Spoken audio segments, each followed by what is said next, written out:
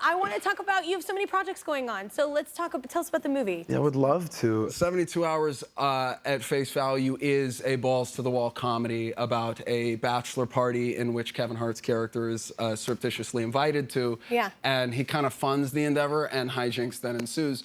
My character, also conveniently named Mason, yeah. I'm not particularly very funny, certainly not in a technical comedic standpoint.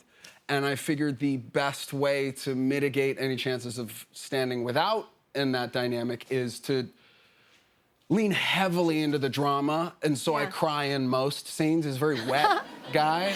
Yeah. I'm not necessarily sure if that's the most comedically sound way of going about it, but I figured it was all peaks and valleys. I just happened to be the valley every chance I got. Is that fun, though, to be around comedians just making you laugh the whole time, like while you're supposedly working? Yeah. It's incredibly fun, not entirely productive, because I spend most of our scenes laughing. Oh, yeah.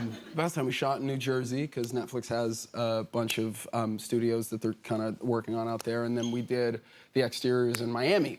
So imagine all 5, 6 of those guys running around Miami for a few weeks. It was the best time. Some stories I can't necessarily get into here. Did y'all get to go out, though, to like club dance or whatever? Were you trying to get me in trouble? No, yeah. And I'm just saying, it's a fun city. No, and it truly is. Yeah. And Kevin was so gracious as to kind of like show us a side of Miami that I think he sort of admires, whether it was great steakhouses or like certain spots on the beach that we hadn't necessarily been allowed to go to in any other circumstance. But the whole time, it really was, we said it, that it was the best summer job we could ask for, because we're swimming in the water the whole time. And I think Miami was like the perfect encapsulation for that. It also takes place in Miami, so I guess that's logistically. That helps. Yeah, a little bit. Yeah. Jersey helps a little, but actual true Miami might help more. If you don't look at Jersey right, you wouldn't know it looks exactly like Miami, but they're very similar. They're so different. I love it so much. Wait, so you went out to the club with your cast on Scream as well, right? Yes. I heard there's a funny story with this one. Oh, no. I know the story, no, but I want you to tell everyone. It's my favorite. I tell it to anyone who will listen. Myself, Jasmine Savoy Brown, who plays my twin sister in Scream, and Courtney Cox, and Nev Campbell, and Asa Gurman, all went out to a disco club in Atlanta because Courtney wanted to do one thing and one thing only, and it was dance to disco. Yeah. And we pull up to this spot, and the line is wrapped around the corner. And immediately, Courtney's like, I can't, there's so many people, like, it's going to be a headache. And Jasmine goes, don't worry, I'll play publicist. Gets out of the car, walks confidently up to the bouncer. Love her. I have Courtney Cox in the car, and she really wants to dance a disco. Guy goes, no way. She turns around, she goes like this. We come around the corner, and he goes, get in here. And we all kind of walk in, and we're like, oh, this is great. Yeah. Dancing a disco. So it was a great time. Everyone's on the dance floor having a great time. The people of Atlanta know how to throw down. I guess I took it a little too far because I was the only one of the group that actually got kicked out of the club. Oh, my God. No, but this is the reason why is so what? So Jasmine really wanted to go on my shoulders, which is like fun and fair. Like you're playing chicken in a pool? Yeah, no, exactly like that. And she hopped on my shoulders, and I was like doing this little, you know, like dance side to side, and then I felt someone tap me on my shoulder, and I didn't necessarily know that it could be a bouncer, so I just kind of like moved to the other side of the disco ball, and I was like, well, you might have thought it was someone trying to like bothering you, talk to you, or like trying to get on her shoulders, and I can't carry 2 extra people. Yeah. So he kindly asked me to leave, and the last thing I wanted to do is disrupt the party, so I hung out outside with the locals, and Courtney, Nev, Jasmine, and Asa got to have the rest of their night to themselves. Rebecca Mason Gooding, that was his other new movie, I Want Respect. It's in theaters July 31st. So what's this one about, and who do you play? So I Want Your Sex is a movie about a young, I'll say Gen Zer that begins a sort of psychosexual relationship with his boss at an art gallery. She is a prodigious artist, and at the art gallery, it's sort of managed by my character, Zap, like a ray gun. Yeah. I love that your name is Zap. I thought so too. No, that was in the initial draw, was getting to play a Zap. I like to collect character names. Okay. And Zap is definitely the most avant-garde. Mason, that stuck though. You have to play Mason. It's the hardest to remember, too. Yeah. It's like, what do you want? So wait, Olivia Wilde directed you in Booksmart. Was it fun to get to work with her again? I mean, a little daunting, only because the precursor to our relationship was being an actor that she was in charge of directing and, you know, trying to pay respects to her vision.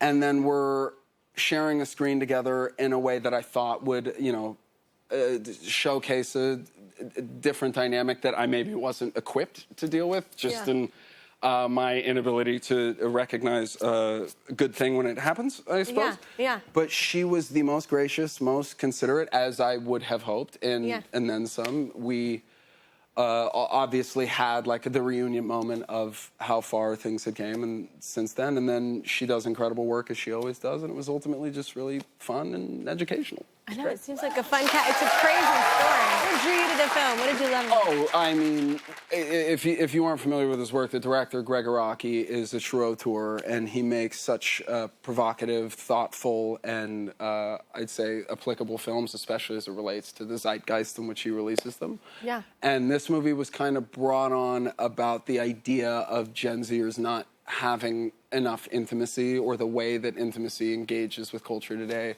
is something that he felt he had to comment on. Obviously, I auditioned for the thing, so I was just really excited from a Zapp perspective that character is so self-actualized and engaging from a rhetorical standpoint. But when you're a part of something like what Greg Araki creates, you feel as if the opportunity to speak to a culture, speak to an audience through his mouth, as his art is kind of, you know, being extended through your work as an actor, is just really fulfilling, exciting.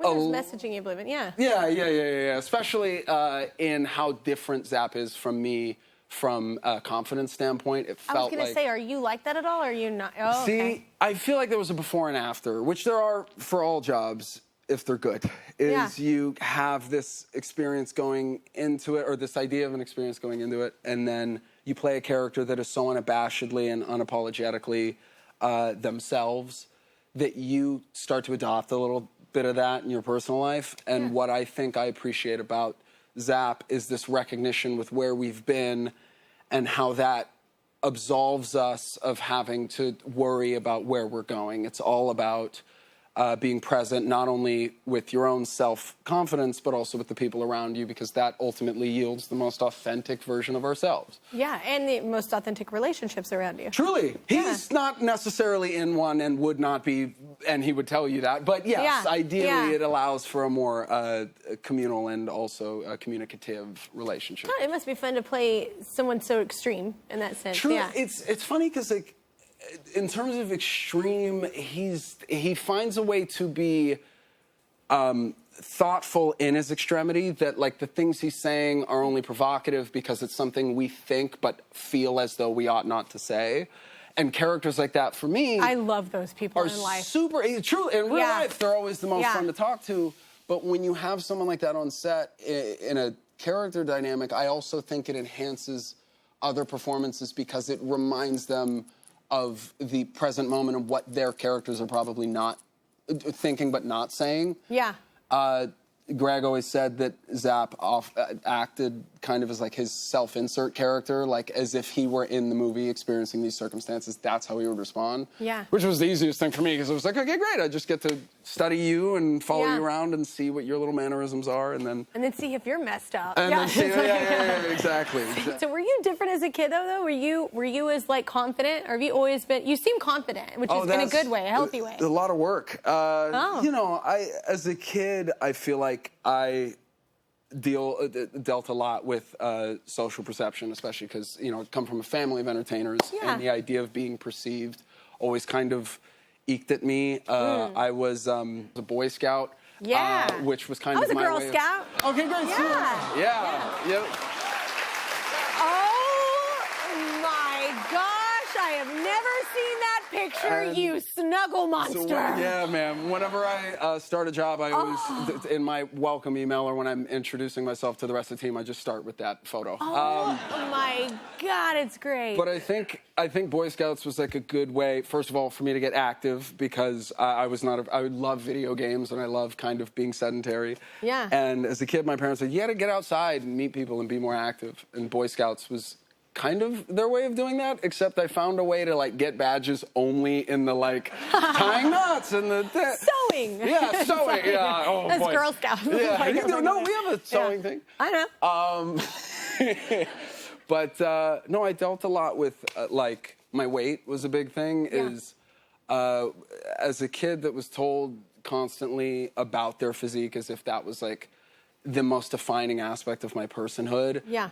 I'll talk about it as an adult and people will be like, oh, well, I bet you really wanted to change how you looked. And ultimately, especially as I get older and I reconcile with what it felt like at the time, I was like, no, I really wanted to disappear. Like I wanted to be so small that I could not be perceived. And it wasn't until I started finding a level of autonomy provided by like physical fitness and also reconciling with that my body and my perception of it, especially when I found utility both in football and also I understood that like in relationships, like people tend to like you for who you are, ideally. Yeah. So it wasn't necessarily something bad that other people were picking up on. It was something that I had internalized as bad, that once I became a little older and had a little more agency over my routine or schedule, I learned to love that side of myself. I learned to love my size, and that,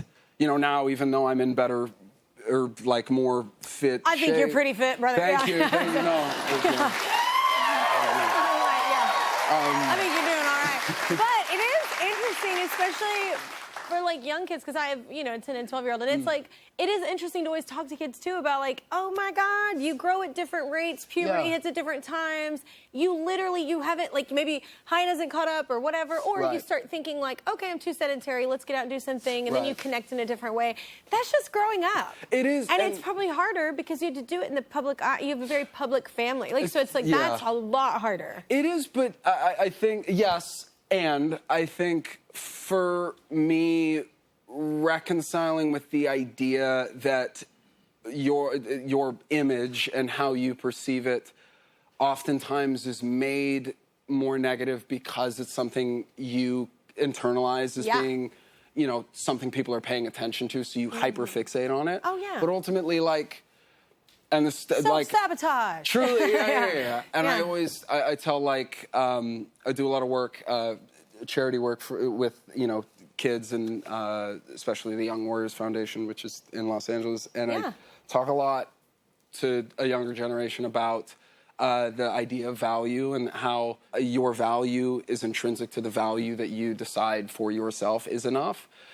Ultimately, That's I feel so cool that you're like in the spotlight and you're talking to kids about that and relating to that and saying you know, hopefully you know that as well. That's really cool.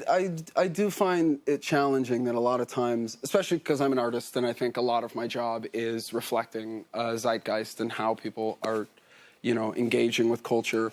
And I feel like it's important to remind people that despite the general sentiment that we live in a cynical world, I feel like the goal is to not give into that disparity and to remain hopeful. Yeah. Because that incites not only change, but growth. I know, I was going to say, hopefully we're still growing. Like, every time Truly. my kids come home and they're like, this person is so mean, I'm like, well, they're still growing. Give them That's time. right. They're in the incubator. Give them a minute. That's right. I was Yeah, like, yeah, you know, give them their space. Don't be around it. You And said 10 and 12. Middle school's tough, man. Like, that's Oh, I would... Middle school is like, if hell exists, it's that is hell. That's right. I mean, I had like glasses, braces, acne, overweight. I had it you're all really cute. happening. Yeah, it was man. like,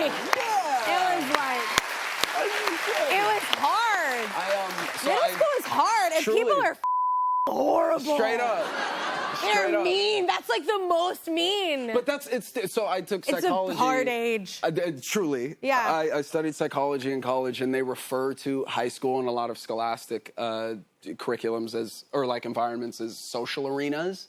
Yeah. Which, if you think about it, I was not a gladiator. No, by the way, I don't think anyone is, despite them sort of propagating themselves as. But yeah, like selling themselves as, truly. Yeah. But I feel like that's what that time is for a younger generation, is discovering who you are and finding sanctity in the fact that you are still building your identity. So to wrestle or find hardship through that is a natural part of that process. Yeah. Just so long as you know you come out on the other side with a little more self-actualization and understanding, and then the whole thing's worth it. All of that has to help you with what you do now. Like, even a character you play, it's like, well, maybe I don't relate fully to this person, but I have an inch of that. Like, I know what that's... So that's kind of, you know... Oh, yeah. It's all character work. Right, well, yeah, it's true. But I think about something like, instead of looking inward about these experiences that I've had that maybe the character doesn't, but instead thinking about you guys, who I hope watch the movie and have these experiences that if I don't... And relate to it, you know, that escapism. Yeah.